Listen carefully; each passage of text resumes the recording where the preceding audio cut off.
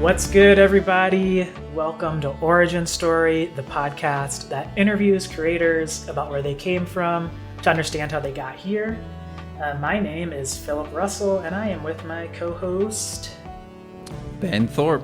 And Ben, today we talked to some people that we really love, the folks at $2 Radio, Eric Obenauf and Eliza Obenauf, the founders of $2 Radio, which is a book publishing company, of which we've interviewed, I think, two authors on the podcast at this point, Gina Nutt of Night Rooms, and more recently, John Elizabeth Stintsey with their book, My Volcano. It was really cool to finally meet these people behind some of the books that we love, and it was a really fun conversation. Yeah, Phil, we have been reading a lot of $2 books for a while now. Maybe you should kind of tee us up just in terms of like how you stumbled across the press, because I ended up reading a bunch of their books because you were like, yo, $2 Radio, cool press. Yeah, I mean, I definitely discovered them when I was in Ohio for my master's, because they're based in Columbus, Ohio. And I assume the first book I read of theirs was, what is it? They don't kill us. They can't kill us until they kill us. Yeah, they can't kill us until they kill us. By Hanif Abdurraqib. It's like a music kind of personal essay collection. So each essay is based around a particular like band or musician, and kind of Hanif is interweaving his own personal connection as well as like political, socio-cultural kind of insights into how he relates to these different musicians. Really, really popular book now. I mean, I think even during our conversation, they say it's sold like over 75,000 copies or something like that, which is a lot for like these smaller indie presses. And, their books are fairly cheap and like just really experimental, challenging, and interesting. So that's kind of how I discovered them. And I'm sure, I kind of was just knocking on everybody's door, including yours, Ben, of like, hey, check out these books. They're really cool. Yeah. And, I think the other thing that kind of stands out, you're kind of mentioning their bit as they kind of self-describe it is, looking for stuff that's a little bit edgier, a little bit darker, a little bit more experimental. But, especially when you have, you've spent time in an English program, or maybe you just read a lot. I'm not going to offer too many of my, bad literary takes, but I often feel like if you read enough contemporary fiction, it all starts to blend together. You're like, I am reading the same stuff with a similar prose style. It becomes hard to miss that the kind of house style that is out there kind of permeates a lot of stuff. And so it can be hard to find stuff that's really, truly weird, strange, off the beaten path. And so a press like this becomes really interesting, I think, where you're like, oh, this is weird. This is something that I haven't read anywhere else, and I'm probably not going to. And so I think during this conversation, we also get into the logistics of that, because I think you can ask a question about like, well, like, how do you market something that is weirder and stranger and is, I think, more challenging in some ways? And what does that mean as a publisher to be able to pursue stuff like that, as opposed to, some of the big four or big five publishers who at the end of the day are like looking for stuff that is going to, I think, read pretty easy and be marketable.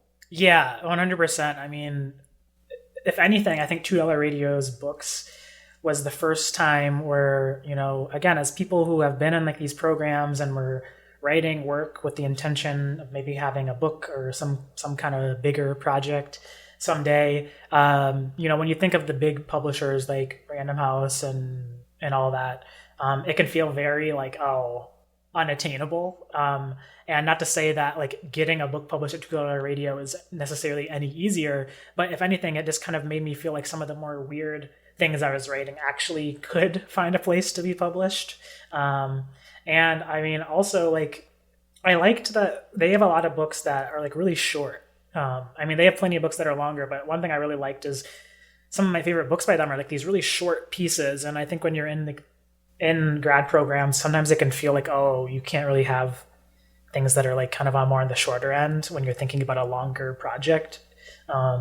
So talking to them about that and just kind of like their ethos in terms of finding work was really interesting. So, in this conversation, we get into things around like, how the press came to be, from Eric and Eliza working service industry jobs to starting this one of the bigger indie presses in the country, as well as like why it's important for them to take unsolicited submissions still, which is something that we've already touched upon in their press when we talked to Gina Nutt in our first season. So I think this conversation is really interesting and gives you a look into how the publishing industry works.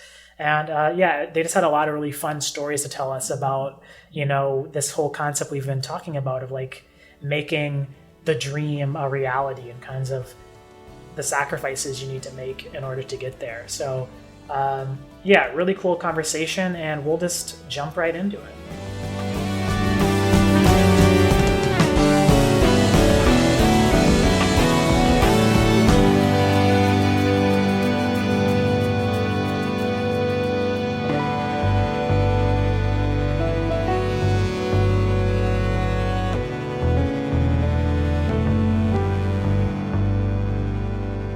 Eric Obenauf and Eliza Wood-Obenauf describe themselves as an idealistic young married couple with a love of books who now live in Columbus, Ohio, with their 2 children and their brick-and-mortar indie bookstore.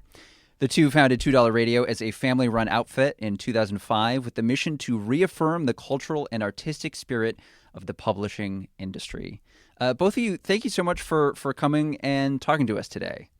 I think one of the big questions that I want to get to and tee you up with is, Phil and I have been reading your books on and off for years now, and I think it's fair to say that we really enjoy what $2 is doing. One of the things kind of broadly that feels like is standing out, and you can correct me, is that, I feel like it's placing itself in a place that's maybe different from a lot of contemporary lit, where it's allowing for things that feel a little bit more daring, feel like they're not afraid to be more kind of complicated in some ways. And so I'm wondering if you can just talk about what is the ethos of what makes a book that $2 Radio is going to pursue or is interested in, and how is it different from what some of the kind of bigger books in the publishing industry like are? Well, I think especially early on, someone told us it was a writer that we published, Joshua Moore, and I think he was originally quoting someone else too. But he said, no one recommends like an okay book to their friends. Like, you don't finish reading a book and you're like, hey, that was pretty average. Like, I'm going to tell all my friends about it. They only recommend like really great books. And so that is something that we've always kept with us and internalize and try to approach each of our books in that way, where it's like, it's okay if it's polarizing. It's okay if you hate this, but you should feel something after reading this book. And so that is something that's very, I think, vital to our mission, because it doesn't benefit an independent publisher to just be publishing stuff that could come out from any of the big presses. So we're looking for work that's like different, distinctive. If they're putting a familiar spin on a story that we've already read, they have to do it in sort of like a really creative, brilliant way that stands out from the rest of the field. Yeah, I mean, I think some books that stick out to me are like Some of Us Are Very Hungry Now by Andre Perry, or very recently My Volcano by John Elizabeth Stinzy. These books utilize highly experimental formal choices that I could imagine like when you get these submissions, they can kind of feel like, whoa, how do I navigate responding to this and working with this text? I'm curious like what it's like for you all in that process. Like, you've accepted the manuscript or you're thinking about accepting the manuscript. How do you go about like that editing process, or the process that's leading up to publication and getting the book into the form that it needs to be? Well, Eric is the acquisitions editor, to use like industry talk. So let's go. he exclusively reads the books we publish, and intentionally I function as kind of like editor too. So if a book needs a lot of work, which occasionally will be the case where we do a lot of restructuring, Eric will have eyes on it first, do his work, and then I won't take any peek at it at all, so that I can read it with fresh eyes and try to catch anything that, if you're restructuring things, you know, a character that got cut might still be in there somewhere. So catching things like that. And then I also do the copy editing. So Eric is the person who our brand is based off of. It's Eric's taste in literature. And that's why we've been successful, is because I think there's like a very pinpointed taste that is coming through and that you're seeing. So books as different as My Volcano and Andre Perry's book, they are pretty different books. But then when you look at our whole catalog as a whole, you can see that there's kind of these connecting threads that he mentioned, like extremely voice driven, confident, edgy, usually tending towards the dark. So yeah, our brand is Eric's Taste in Books. It's like really simple. You know, I'm wondering if, you know, as you've kind of defined what the voice or what the kinds of books that you look for are going to be, has it gotten to a place where people will say, oh, $2 is the publication that we want to go to? Well, I think in general, like I guess in terms of like wooing authors, it's a lot easier than it was years ago. I mean, when we were first starting out, we didn't have a distributor, and we were like in our early to mid 20s and didn't really know what we were doing. We just had like, you know, the spark of this idea and an extreme passion for books. But I guess like one of the stories I tell about that time when we were first starting out was getting Rudolph Wurlitzer to agree to publish with us. He hadn't published a novel in 20 years. And so the publishing industry has a really short attention span. If you haven't published anything in like 3 to 5 years, you know, you're dead to them in terms of like having any kind of like sales history or clout. And so Rudy had like super powerful agent who was shopping around this novel manuscript called The Drop Edge of Yonder. And so I read it and absolutely adored it. And Rudy was responsive, and we didn't have a distributor or anything like that. It was ridiculous. And so then Rudy was like, we spoke on the phone a couple of times, and then he's like, I'm going to be in New York staying at a friend's house.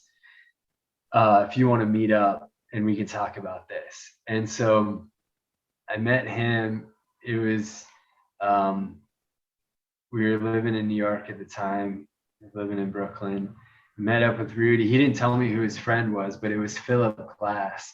And so I showed up to his house, and I was like 24 or 25. Like everything was in my backpack. I didn't dress up or anything like that. And he's like, yeah, come on in. And introduced me to Philip Glass. And then we went down, you know, into the lower floor, and we were talking about The Drop Edge of Yonder and what we wanted to do with $2 radio and all that stuff. And the whole time in the room above us, Philip Glass was playing the piano. And it was just like the most insane experience. So Rudy, you know, agreed to publish with us. And that was a really big sort of like milestone. And then we ended up getting more substantial distribution as a result of that. And then we released that book, and it did really well. But then all the timing was wonky too, because that was like spring of 2008. And then that fall, the Great Recession hit. Everyone was talking about e-readers, the death of print, all this crap. So we never got to experience that sort of like easy sailing golden days of publishing. It's always been uphill. Can you kind of talk about like, those are the early days. What was the initial dream, and maybe how did that start? I was reading an interview that you two did with LitHub about you kind of moved to Columbus, started this published company, essentially I think broke. What did this look like, and what was the kind of vision that you had in those early days? We were actually in San Diego, broke, but like we've been broke in several places. We were broke because all of our money was going to living a few blocks away from the beach, because 23-ish, and that was our priority at that point in time. So we were doing service industry jobs, just trying to kind of figure out what was going to happen because we had finished college. And so that's where the company started, was we lived in San Diego for a total of 2 years and started the company there. And it was Eric's idea. Well, we it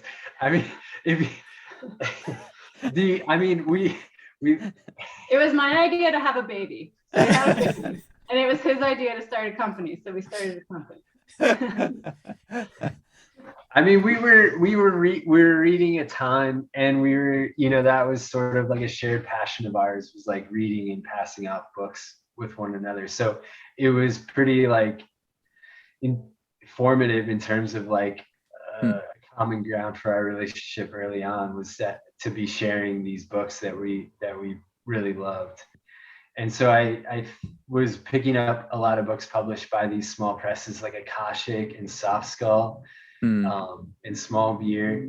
And so at the time I would go to a bookstore and I wouldn't look for like author names or whatever the latest book was. I would just be looking for the little logo from like a small press that I recognize, and then I just buy whatever that was. And so, discovering that whole like niche universe of these small presses, it's like the way that you would trust an indie record label like Matador or Merge or Jaguar or whatever. It's like, their taste, and you know that you can trust their inclinations. And so that was kind of like how we wanted to approach $2 Radio as a press, but also sort of like how we imagined conceiving it or how it would exist.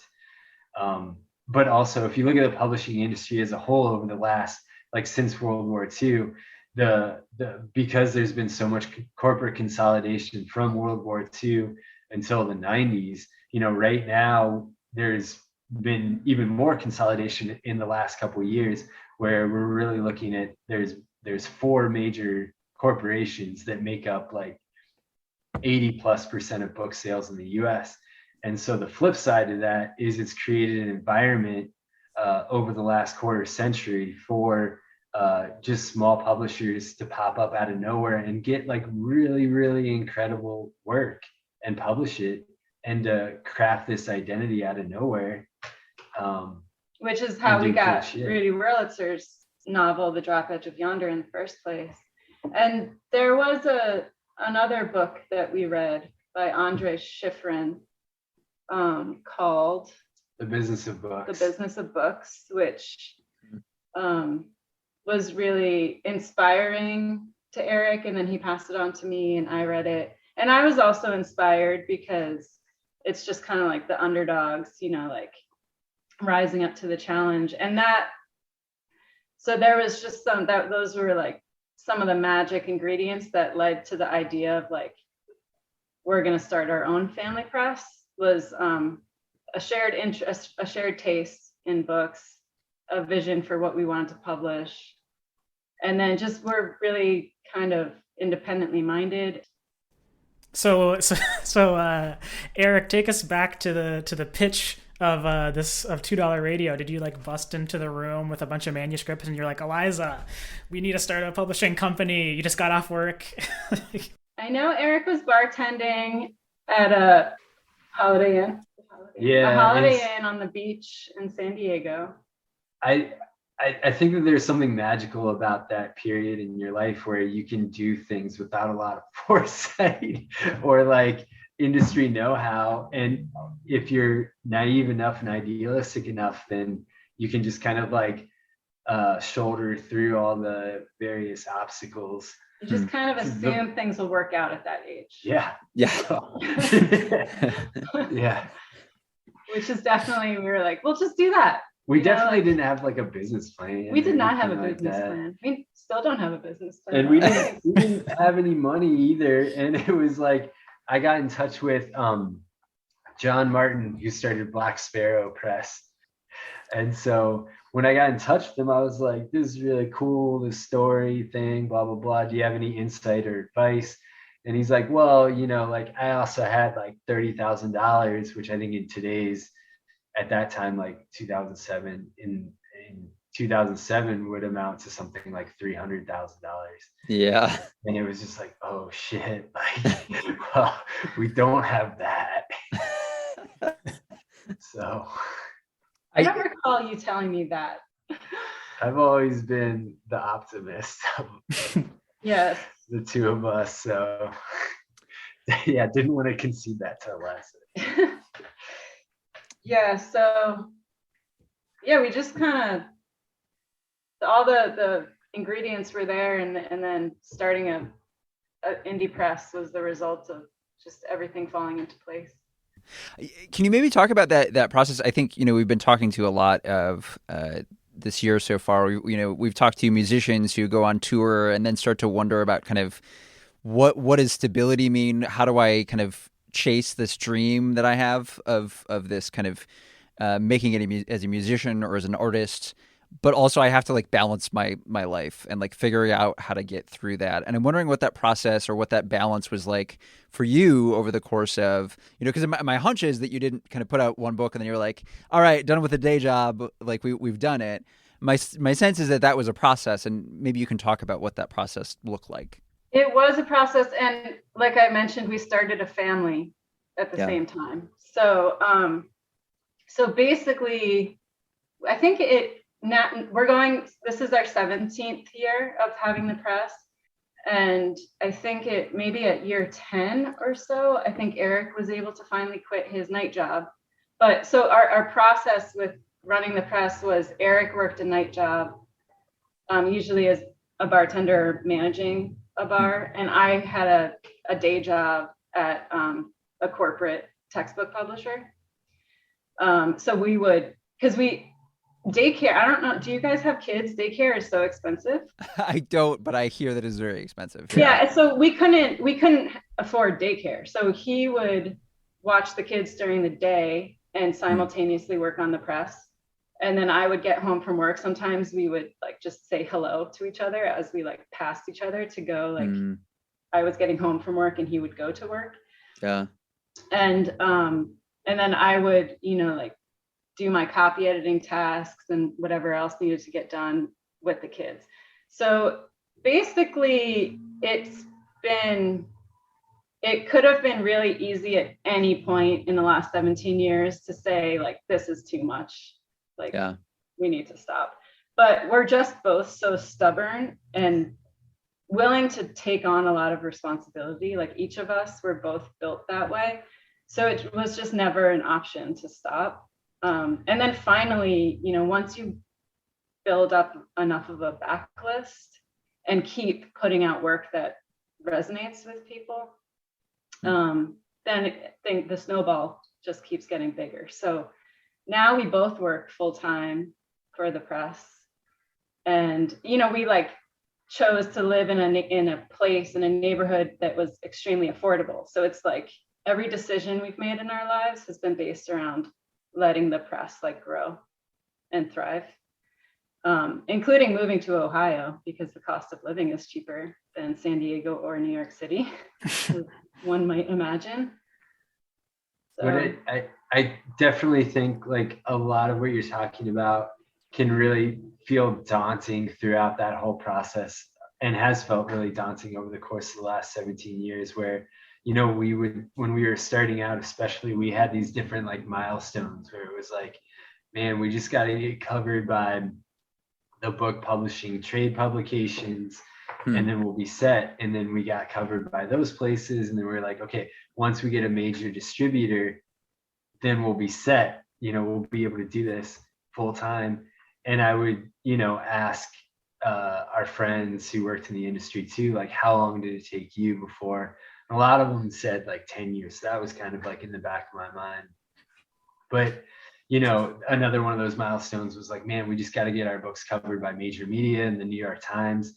And, like I so specifically remember like reaching a point where we were getting like most of our books during a certain period of like window of time were getting covered by the New York Times.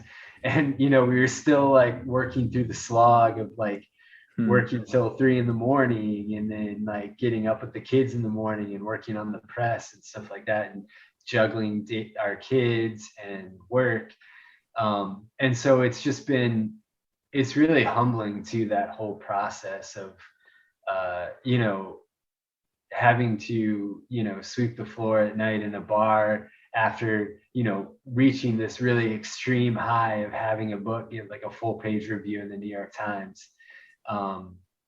It's definitely like kept us very modest. I think also starting out during the Great Recession, where it's just, we've always been like, even if there's money in our pockets, like we know we need to save it for a rainy day. Like there's no wasted money. Like we keep a really tight eye on our budgets because we've always had to. So yeah, there's definitely, you got to make a lot of sacrifices to build something from scratch. And if anyone had given me a crystal ball and said like, this is how hard it's going to be, we wouldn't have done it. But like, it's like boiling a frog, it was just like, okay, now we need to do this. Okay, now we need to do this. So it's just like one foot in front of the other. And now like, I'm so thankful that we did it, because it's really amazing what's been created and rewarding. And it was like 4 years ago, like 4.5 years ago, when we reached a point where we were both able to work on it full time. And then for some reason we opened a bookstore cafe. Well, that was actually, don't do that. No, it's wonderful. It's amazing. It's just, we seem to bite off a lot at a time. So now that's the store is turning 5 this year, which is pretty amazing because most of the time of it was in a pandemic. Yeah. But yeah, our kids work for us now. Our daughter's on the payroll. It's pretty cool. So it's a family. It's a family press, obviously, but it really is like the 4 of us have been involved in it. The kids, because they were forced into it, but they're starting to realize it's cool. Yeah. So that's really nice. Actually, in a really funny story, so we published Hanif Abdurraqib's essay collection, They Can't Kill Us Until They Kill Us. Yeah. And so he's obviously huge right now. And so at our daughter's high school, our daughter's 15, they're doing a project on Hanif and like reading some of his books and stuff like that. And so they had the book and our daughter took a picture of the thing. And also, so our son, who's in 6th grade, they had to do this Google Doodle for Black History Month. And there was one of his classmates was doing Hanif for their Google Doodle. And our son, Maceo, was like, I know Hanif. And his classmate didn't believe him. And he's like, yeah, my parents are friends with him. He's been at our house. And his classmate didn't believe him. Yeah, I think that got us some clout. Major clout. That's awesome. No, I love hearing that kind of story. I think Ben and I have been contemplating that very idea of like the dream versus reality, even with producing this podcast, especially this second season. I think for whatever reason, recording the first season, maybe because it was during like an earlier portion of the pandemic, it felt a bit more seamless to do, or maybe we had more time to do it. And now we're both working full-time jobs, and like we're interviewing people while at work or whatever, and like trying to make things work. And like Eric, to your point of like getting the New York Times reviews and things like that, like finding those benchmarks, I think Ben and I have really been thinking about that and how we relate to the work that we're creating. Like, for instance, I mean, even like getting emails from y'all to interview authors for the podcast, like Ben said, we've been reading $2 books for years, and I wouldn't have imagined that we'd be like talking to you right now, for instance, or like talking to other authors, like Gina Nutt, for instance. That was an amazing conversation, and I think it's really important just to show people like these things take time, and it's not easy by any means. That's right. Yeah, and a lot of commitment, like you're saying. You could just be happily doing the work you have to do because you're at your job, but on top of that, you're taking on this extra, what is work, even if it's fun work, for you, but that's how things get created, and then you just keep doing it for long enough, and then you have this beautiful thing that you've created. So yeah, very similar. I'm kind of curious. So you brought up Hanif, and I'm wondering how important that book was. Obviously big enough that like I think I was going to say I think that was the first one that I read. How important are in to the company and to finding other books and being able to publish other books are kind of books that make it big, and how I guess like. Yeah, when you're deciding like where to go or what to choose or what to take the risk on, how important are those kind of big books that blow up and become a part of a kind of broader conversation? Well, that book was obviously like instrumental and foundational for us, just in what it's allowed us to do in other books that we've been afforded the opportunity to publish as a result of that. I think that it gave us a lot of street cred too. There were some other books that were, sort of really big hits for us before They Can't Kill Us Until They Kill Us, like Scott McClanahan's Crapalacia, which is taught in universities and just continues to sell tremendously well, and is a book that really resonates with people and with writers too. And another one, just a year or two ago, Ocean Vuong did a list for LitHub about books that he needed to read in order to write On Earth We're Briefly Gorgeous. And one of the only contemporary works that he placed on the list was Crapalacia, which is about growing up in rural West Virginia. And then another sort of like milestone for us was this book, The Orange Eats Creeps, by Grace Kralanovich, that received a recognition from the National Book Foundation. And it's about slutty teenage hobo vampire junkies. And Grace was compared a lot to William Burroughs and Kathy Acker. And it's just this really nervy, acerbic text. And the fact that it's gone on to sell like 10 to 15,000 copies is pretty incredible and exceeded our expectations for sure.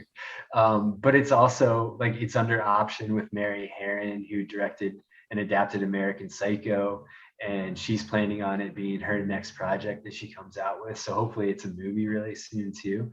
But that's another one in this conversation for LitHub that Emily St. John Mandel and Laura Vandenberg had with one another. They both pointed at that book is like one of the books that they keep coming back to, and writers whose work that they're excited to read new work from. Grace Kalanovic. So Hanif, They Can't Kill Us Until They Kill Us was, like we've got like 70,000 copies in print, I think at this point. And, it's shown up in like music videos, and ESPN is adapting one of the essays into like a short film, and it's a question on the ACTs. So it's just it's wild. It's pretty special. It's insane. But that's the crazy thing about publishing is like we don't have a crystal ball, and neither does anybody else in the industry. So there's some things that you can kind of know, like if the author is really outgoing, like for example with Hanif, like he relentlessly toured the country. Because he's a poet, so his stage presence is just magical, and so he worked so hard to like get himself to where he is, where his travel schedule was insane. He was constantly traveling and doing events. So it's just and then there's some books that we published that we're just kind of like kind of shocked that they don't do well. Like do well in terms of just sales numbers, like how many copies moved. So it's just, you just never know what's going to really take hold. Like the book, The Orange Eats Creeps, if you go to Goodreads and look at the reviews, it's like all 1 star and all 5 stars. It's like people hate it with a passion or love it with a passion. So it's, when we published that book, we didn't know it was going to be one of our top sellers for like, our history. Yeah, I think that's interesting because I think I'm wondering if is there a tension between is this something where you're like, this is more marketable, this is more consumable, this is easier. I was reading a couple months back The Vine That Ate the South, a book that I really loved, but I was like, I cannot imagine this being published anywhere else.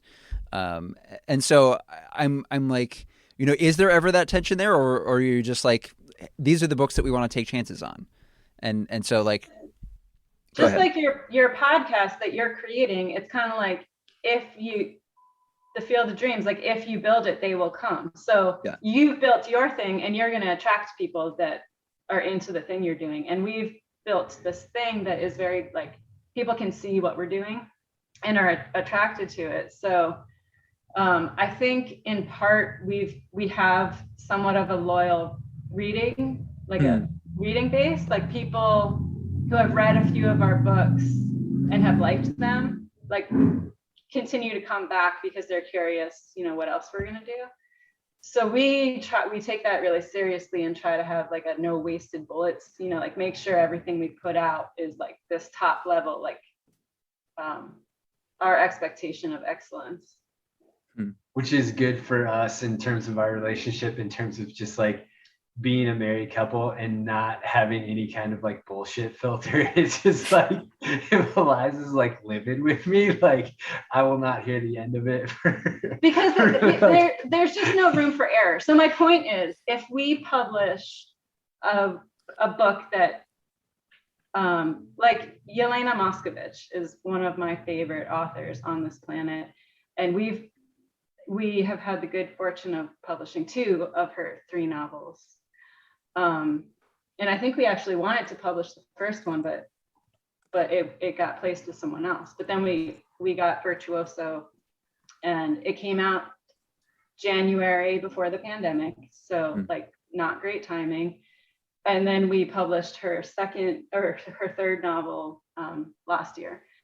And she's brilliant. I really hope that she finds her place at the top of like literary giants quickly, because I believe that she is. But it's super edgy and confident, and in some ways experimental, especially the last one. So in order for us to run a business, we have to sell copies, right? And so it's like, it's really, we're in a good position because we have a loyal reading base. So we know that we can get them like interested in a book like that is outside of kind of like the normal safe books to read, I guess. I don't know if I'm expressing myself well. I think that, we go into it, like I've said it on a couple occasions, that I think that, like 20, 30 years from now, Yelena Moskovich is like going to win the Nobel Prize for Literature. Like she's one of those just incendiary talents, just absolutely brilliant, mind-blowing work. But is someone like that is, I don't know. I mean, it's surprising to us a lot of times. We go into every book like thinking like, this is brilliant, 100% behind this. This deserves to win the National Book Award. And then, like, so it's shocking when like we don't have 6 books win the National Book Award every year. But, it's just one of those things, it's like the Field of Dreams thing, like Eliza was saying, you just throw enough stuff out there that, not throw enough no, you stuff stay out true to what you're doing. Yeah. And we've never published a book because we thought, like specifically because we thought, oh, this is going to sell well. It always has to be like a $2 radio book. Yeah, it's actually the opposite. Like we just kind of, a book we're worried about turning a profit on, because we have such a long track record now. We know how much it costs to, like do a print run. I mean, there's certain fixed costs, you know, like a barcode costs $25. Like every book has that built in. So a book that where we know financially it's probably not going to be our like bestseller for the year, we just make changes for how we publish it so that to reduce the costs as much as possible so that we can publish it and not hurt ourselves like financially, you know. Yeah. So, and it is, I mean, the Orange Juice Creeps was a good like early example for us in terms of like taking something on that we were like, oh man, are we ever going to break even on this? And then it's hugely successful, which I think was a valuable lesson for us to learn. But I think in terms of there is an added layer of stress now in terms of like having employees, and it's like we need to make enough money to keep the lights on, to keep our employees paid, so that we can afford to eat too, and things like that. Yeah, it's definitely different when you give up your day job, because all of the eggs are in this basket. Yeah. You know, so and like Eric was saying, there's no bullshit filter. Like we're really hard on each other. Yeah. But in a productive way, not in like a bad way. You know, it's like decisions have to be made. Sometimes they're hard decisions. Yeah. And there's time constraints on everything. So yeah, we really never stop working because we live in the same house. So sometimes discussions, you know, from earlier in the day come back to life after dinner. Well,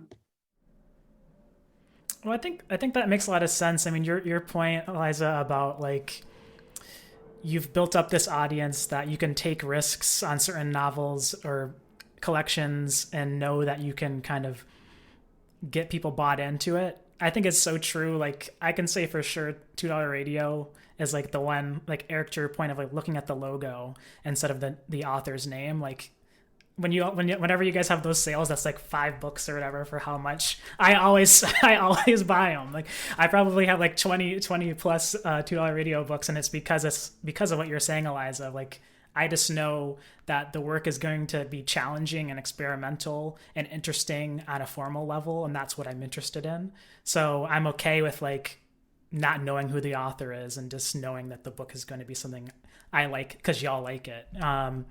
And I something that is really interesting to me that Gina Nutt actually brought up and you all have talked about a bit is that if I'm remembering correctly, Night Rooms was an unsolicited submission, and which is just wild to me thinking about just like how amazing that manuscript is. I'm curious like why it's important for you all to keep that avenue open, because I think, at least from what I've seen, it's not like that common for publishers to be like, oh, we're just going to allow the floodgates to be open and whatever comes in comes in.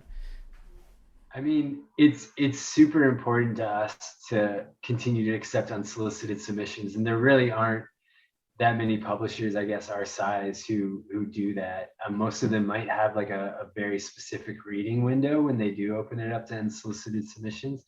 But I think that when you think about agents as, you know, in terms of what they want to take on, they're interested in what they can sell, and they're going to make more money if they sell it to a big publisher. So that is the agent submissions that we tend to get seem to follow one of two tracks. Either they're super invested in the author's career and totally believe in that author and think that we would be a good starting point for the author and then, you know, eventually like sell to a larger press for more money.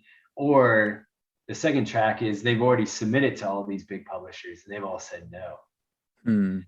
And so that doesn't necessarily mean it's perfect for us. And some of the best work that we've ended up taking on has been unsolicited submissions, and some of our best-selling books too, in terms of like the Orange Juice Creeps. I mean, I would say during the course of a year, like 50% roughly, give or take, comes from like unsolicited submissions. Wow. Book Found Audio is one of like the dark horse on our list. But I think we've gone through like 3 or 4 printings and probably like 6,000 or 7,000 copies. And that was an unsolicited submission. The Deeper the Water, the Uglier Fish by Katia Pequena. That's another like dark horse for us. Like, I think we just got back the 4th printing today. She submitted it to us like unsolicited, even though she's got one of the most high profile agents. So the agent like chopped it around or whatever. And I don't think she thought he was whatever. We shouldn't say not too to much. poo-poo on, but so then she submitted it directly to us through a submittable, and that was how we encountered it. And then another book that's doing tremendously well for us right now that is unfortunately really timely is I Will Die in a Foreign Land, by Kalani Pickard. And that was one that came to us unsolicited too. And I think that we have that reputation as being willing to work with authors. And so sometimes in terms of the unsolicited submissions, there's a bit more elbow grease that goes into it. But it's worth it for us. Maybe one of the final questions, just because you mentioned it, and I wanted to get you to talk about it briefly, is like, you're also talking about being in the midst of a series of crises, right? Like the 2008 financial crisis being the start of the press. We've got the COVID pandemic. We've got, and you were also talking about like how there's always been this conversation around, the death of print. And actually, I think I was just reading an article a couple of years ago that was like, it's not going to be ebooks, it's going to be audiobooks now. And so I'm wondering, like, where you, like, the press has obviously grown and survived, and I think you're showing that people really do love this kind of personal touch. But like, how do you position yourselves, and how do you see yourselves in this world that is kind of moving from crisis to crisis in a lot of ways? Well, I think 2018 was supposed to be the year that ebook sales and print sales were supposed to be 50-50. I mean, that's what they were saying in 2010, 2010, was that, it would take about 10 years. Obviously that didn't happen. I mean, for us, I think it's still probably like 95% or so like physical books versus ebooks that are sold. And it's just, I mean, I just trying to think of the name. A bookseller at Romans years ago, Patrick Brown, he had this point where it's just like a book has been around for centuries and it's a perfect technology. And it's like, it really is. Like, you can hold it in your hands, you can flip the page, and I don't think it can be improved on. Yeah, it doesn't need to be charged. It doesn't waste like unique vital resources from the earth. And you can plant more trees and things like that and print on recycled paper. But it really is just sort of like the perfect technology. Whereas if you think about music delivery devices or audiobooks, something like that, those are things that are just constantly being tweaked and improved, and it's like recent technology. So it's not necessarily like apples to apples, like ebooks to, or I guess like books to Spotify, I guess. Right. Or something like that. So we've never really worried about. We've never seen ebooks as like an issue, because what we've built, the company is based on what we like. Yeah. So we like to read physical books. We don't read on devices. I do really like audiobooks myself, but so we do, like Gina and I made the audiobook together. Yeah. We sent her a mic. She recorded it in her closet, and then I mastered it on freeware.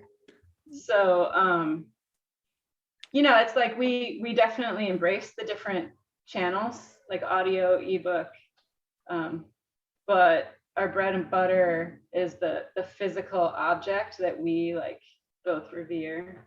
So, but I think in terms of navigating crises, I guess really it's just focusing on what we can control, which is just making the book the best possible thing that it can be, the work, and working with the writer to edit it, and trying to find stories that are interesting and appealing to readers too, and not necessarily focusing on trends, I guess, in the industry. But sadly, the biggest stressor for us right now is the like rapidly just like insanely rapid increase in prices because of the supply chain issues. So the cost of paper, there's glue shortage, there's paper shortage, there's all of the big presses that you usually print overseas in China, because the cost of and the cargo issues during COVID, they stopped printing over there and brought their printings to North America where we print. So they've flooded all the printers. So like not only is the cost of the product going up, but the wait lines are longer. So our biggest issue right now is just like the sticker price on books has to go up. There's no other option. So that's kind of like the biggest, like going forward, that's the thing that is going to affect us the most, not like different formats, but just the cost of the product itself.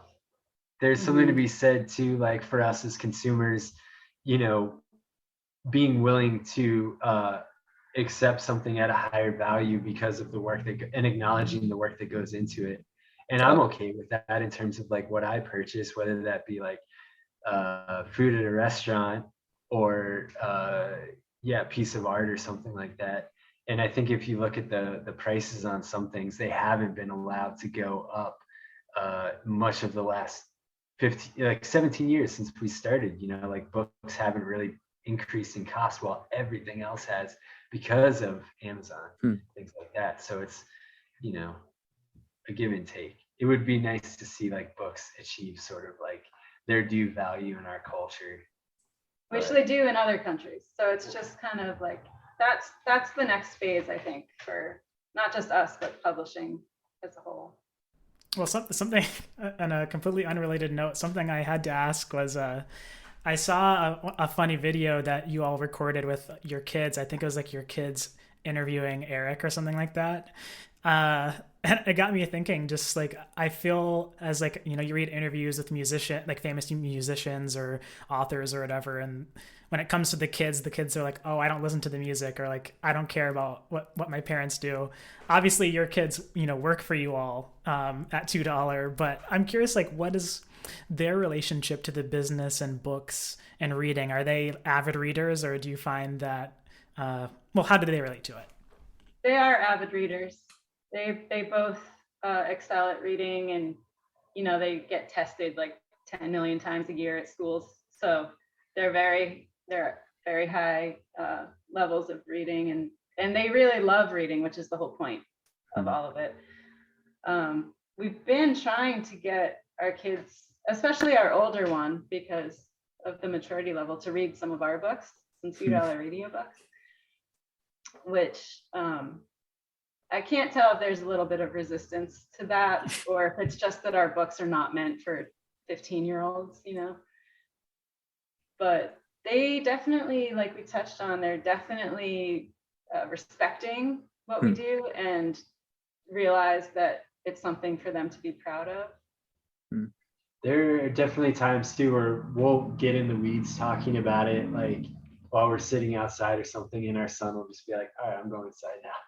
And sometimes, I mean, he's only 11, but sometimes he'll, like, we were arguing about the best way to track something, and I wanted to use a calendar as the tool, and Eric wanted to use a spreadsheet as the tool, and we were going back and forth. I was saying my reasons and he was saying his reasons, and our son was just like standing watching us, and he was like, why don't you just do it both ways? So he, like, you know, was trying to solve our problem for us. So I think for them, it's just kind of like, it's always been there, you know, it's like kind of like a third child. I can't imagine them, you know, like in some of the early memories of our son, like coming out, like he had trouble with pronunciation, but he called it $2 radio. And I mean, like that there, and we had these like temporary tattoos, and they would put them all over their body and stuff like that. So I guess, yeah, it really is just a physical presence in their lives, and maybe emotional presence too. But in the recent past, I guess, like seeing some of the stuff where it's like our books appearing on the news, they're starting to, they might not acknowledge it quite as much with us, to us, but they seem to be taking a little pride in it, which is Yeah, it'll be really interesting as they enter adulthood because they both kind of have careers picked out. But our daughter works on the weekends at the bookstore as a kind of like running food and taking orders and interacting with people who are in our space, and really, really, really loves that experience and kind of, looks forward to it. So like when given the chance to hang out with a friend instead, our daughter will choose to go to work. So, I mean, I feel like that says something for 15. That's a good sign. Yeah. And I think it's because there's a little bit of a status thing there, like people are coming to our space because they like what we've built. So people are coming there, seeking us out. And it's kind of, I think, fun for our children to be a part of that. But I don't know if they're going to work for us when they're older. We'll have to. Well, Ben, do you have anything else? I don't. I was going to say thank you so much for taking the time to talk to us. I really appreciate it. Thank you. Yeah. Yeah, we appreciate it. It was really great to talk to you guys too.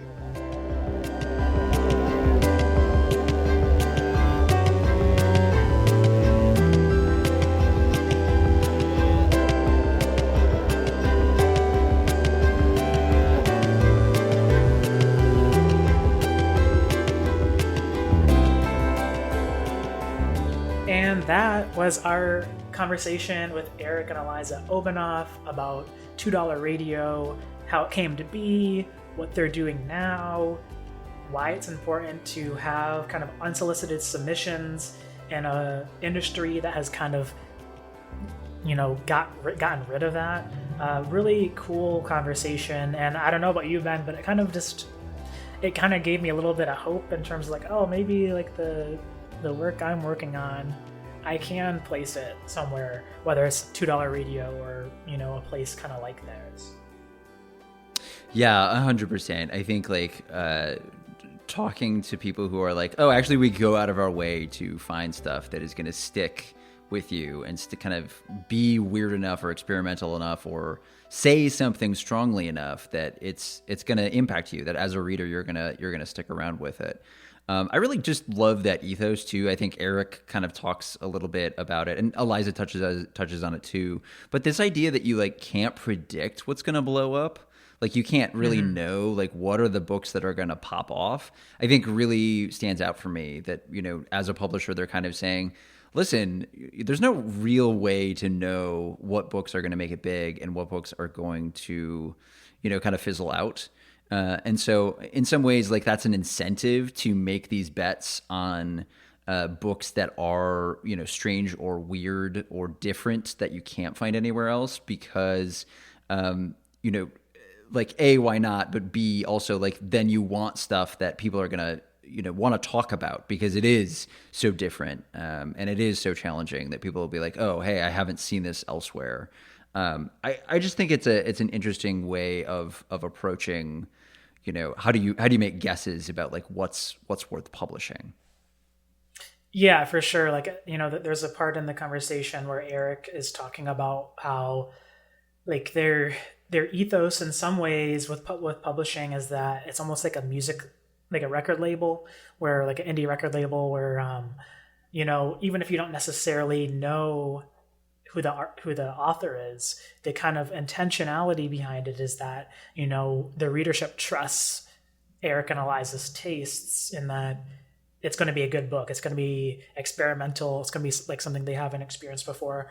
And I think they really do deliver on that. Cause I can just speak personally, throughout the year, they do these sales where they'll be like, get 5 of our books for like $20 or so.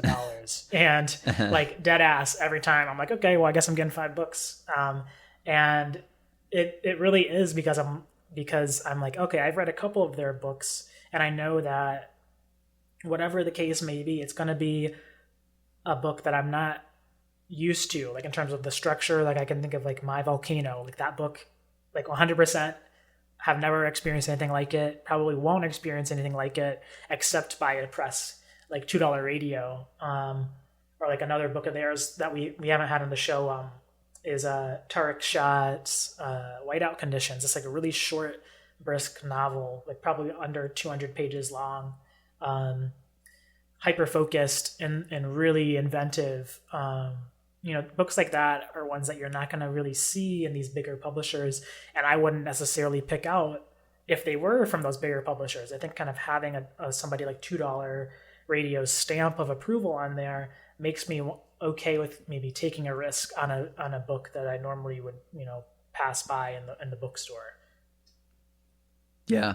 The other thing is I think they dovetail so well with our emergent theme this season, which is about the dream and how much work goes into kind of trying to make stuff like this get off the ground and how long that takes. I mean, so on this round, you kind of hear Eliza talking about that they've been working on this press for 17 years. And I think it took them about a decade for Eric to be able to quit his night job. I think he talks about working night shifts in order to be able to start working full time on this project, which is like such a massive commitment, right? And I think it's just like another example of like just how much work sometimes goes into the effort of like getting some of this stuff off the ground. Yeah, I mean, 100%. I think all the people we've talked to this season have validated our own thoughts around that. But I think especially this conversation, it's like one, it's a staggering thought to think they've spent over a decade before they could get to a point where they could do that full time. But also too, it's like it's ended up being worth it in the end.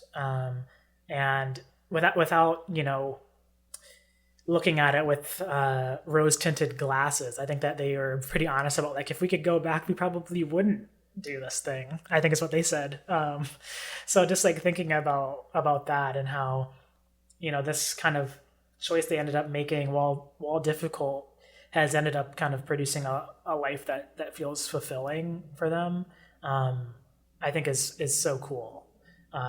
So yeah, this conversation was really great to have, and one that it was just kind of validating in terms of like, hey, here's this essentially this brand now that I've liked for all these years from afar, and getting to meet the people behind it, and it turns out, hey, they're just as cool as this thing that they're making. So yeah, I just really appreciated being able to shoot the shit with them for a little bit and kind of learn a little bit more about their lives and how they've made this publisher that I really like a thing.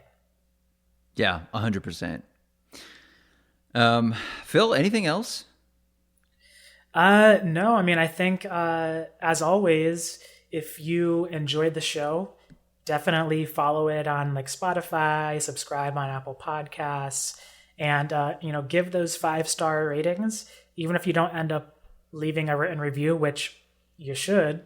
The reviews help in terms of getting more people seeing the show on their app and all that jazz. I'm sure you hear this on every podcast, so I won't belabor the point. But yeah, the reviews help, and more importantly, I think Ben and I really like hearing from you all. So if you ever want to drop us a line, whether it's just a question or an insight or a reaction to an episode, definitely do that by sending us either like over Twitter at originstory_ or at our email, which is theoriginstorypod@gmail.com.